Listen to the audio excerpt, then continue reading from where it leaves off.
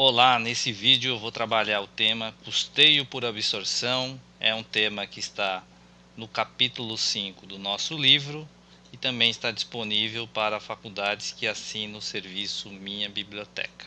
Também você pode comprar aqui no site do Grupo GEM ou na Amazon ou em outra livraria da sua preferência. Então começamos aqui uma primeira abordagem conceitual, discutindo o que é custo e o que é despesa. Então, custo, a definição clássica é consumo de recursos para produção, ou se for uma empresa de serviço, prestação de serviço, ou se for uma revenda, né, seria o custo da mercadoria vendida. Despesas, a nossa definição de despesa é o recurso que é consumido na atividade de comercialização, de entrega de produto, logística, né, e nos processos administrativos da empresa. Então, começando rapidamente aqui, tentando fazer uma classificação de custo, despesa ou ativo. Então, o salário do pessoal comercial, como é um esforço de vendas, é classificado como despesa. Os encargos sociais de operários da área de pintura de uma montadora, ele está ligado à produção, portanto é custo, né? Depreciação de máquinas da produção também é considerado custo. Depreciação de computadores da área administrativa já seria despesa. Frete para entregar o produto na casa do cliente é um esforço de entregar, o produto já está pronto, isso cai como despesa. E o frete para trazer a matéria-prima até a fábrica, enquanto tiver no estoque, né, ele vai primeiro para o estoque de matéria-prima. Já o salário do pessoal do marketing, que é marketing, né, divulgação, comunicação, isso então cai como despesa. E a própria entrada da matéria-prima no almoxarifado, enquanto não for consumida, ela é classificada como um ativo. Tá? E máquinas e equipamentos, a aquisição de máquinas e equipamentos é também um ativo e só irá para depreciação ou para despesa ou para custo no momento então da utilização da máquina. Nesse slide agora eu abordo as classificações mais clássicas de composição de custo de produto. Então, o custo de produto geralmente é matéria-prima e material de embalagem, mão de obra direta, são todas as pessoas que transformam matéria-prima em produto acabado, incluindo salários, encargos e benefícios. Custos indiretos são recursos consumidos pela produção, mas cuja identificação aos produtos requer um critério de alocação. Por isso, então, ele é indireto, né? E serviço também poderia ser, evidentemente, serviço, cada empresa pode fazer a sua classificação, mas pode ser materiais e serviços aplicados, que são os diretos, mão de obra direta, né, os funcionários que trabalham prestando serviço ao cliente, e o custo indireto na mesma coisa, só que agora falando em operação e não em produção. Bom, o custeio por absorção, então, é o que nós vamos trabalhar aqui nesse vídeo. Custeio por absorção é necessário para apurar um DRE, a DRE, a linha do CPV, né? E apurar o balanço, a linha de estoque de produto acabado, em elaboração, né?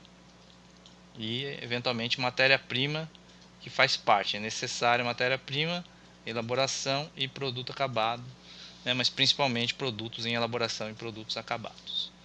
Então, o absorção ele é obrigatório para fins de legislação societária e também é obrigatório para fins fiscais, né? Então, a absorção considera os custos de mão de obra direta e custos indiretos aplicados à produção e como a empresa pode ter estoque, parte desses valores fica estocada. Então, essa é a ideia da absorção. A produção absorve os custos indiretos e a mão de obra direta e parte que não foi vendida fica estocada. Aqui é melhor dizer que não é aceito pelo fisco, é o único aceito, né? Vamos deixar aqui claro.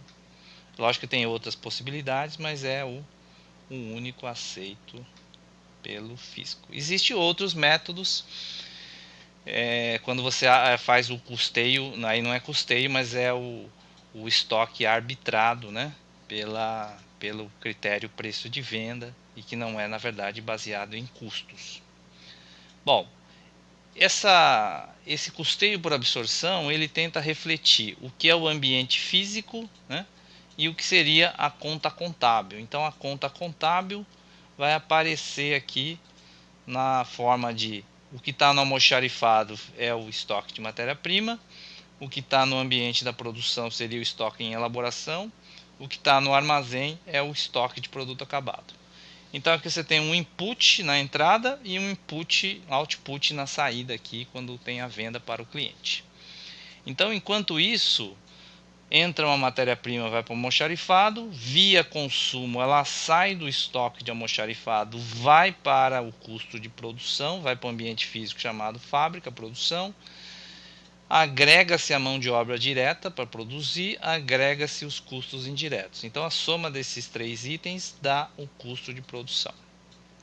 E aí uma parte disso pode ser que tenha sido terminada, então ele vai para o armazém na conta custo de produção acabada, né? Quer dizer, essa transferência ela vai lá para o estoque de produto acabado com uma terminologia do tipo custo de produção acabada. E depois aquilo que foi vendido, né, e é entregue para o cliente, então aqui aparece o CPV. Então nós temos três custos aqui de produção: custo de produção do período, custo da produção acabada e o custo da produção vendida, ou custo dos produtos vendidos. Tá certo? Então uma parte do custo, incluindo matéria-prima, mão de obra e custos indiretos, pode ficar no próprio estoque de produto em processo, pode ficar parcialmente também no estoque de produto acabado. Então essa é a ideia do custeio por absorção. Eu não posso lançar no custo, no CPV, né, tudo que eu comprei e tudo que eu gastei. Parte disso que eu comprei ficou em estoque de matéria-prima e parte foi sendo transferida para a produção e para o armazém. Aquilo que não foi vendido fica em estoque, fica no balanço, né, incluindo a mão de obra direta aplicada e incluindo os custos indiretos também, proporcionalmente. E aqui eu fiz um exemplo, né, simples, chamei aqui uma empresa chamada BPS, qualquer nome fictício, né? E ela comprou então R$ 1.000 de matéria-prima, ela retomou de férias coletivas, então ela não tem nenhum estoque de partida. E acabou consumindo R$ 800. Aí os gastos na produção, né, de pessoas que transformam matéria-prima em produto acabado, totalizaram 400. Então isso aqui a gente vai chamar de mão de obra direta. E ela teve custos indiretos, como depreciação, gerente de produção e energia, né, o salário do gerente, é o chamado custo indireto de fabricação. Despesas de vendas e despesas administrativas não transitam no estoque, então vão direto para a DRE. Né?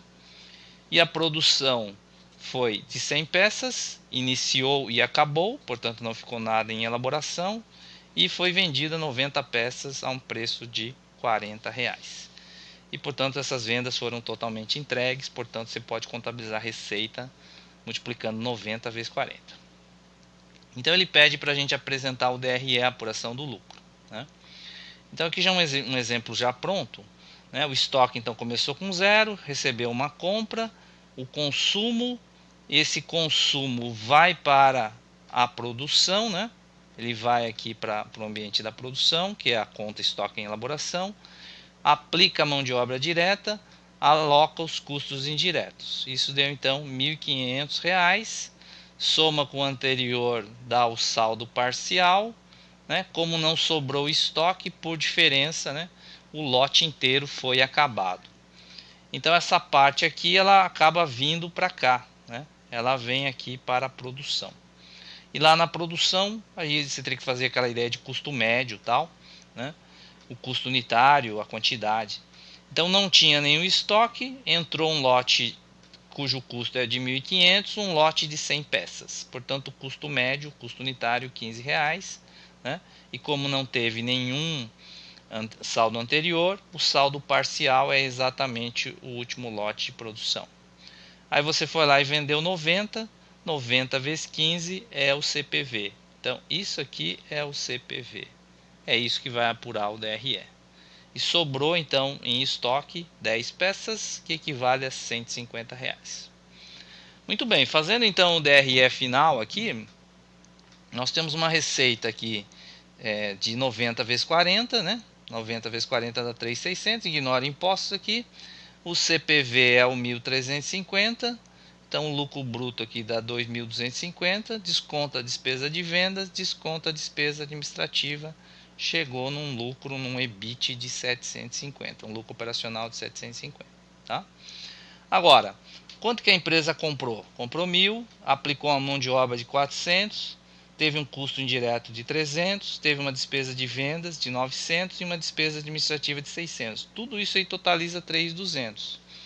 Então eu fico aqui com a seguinte pergunta: o lucro não poderia ser assim, 3.600 que é a receita e descontando entre aspas custos e despesas de 3.200 e portanto o lucro seria 400 em vez de 750, né? Então isso aqui não faz sentido, né?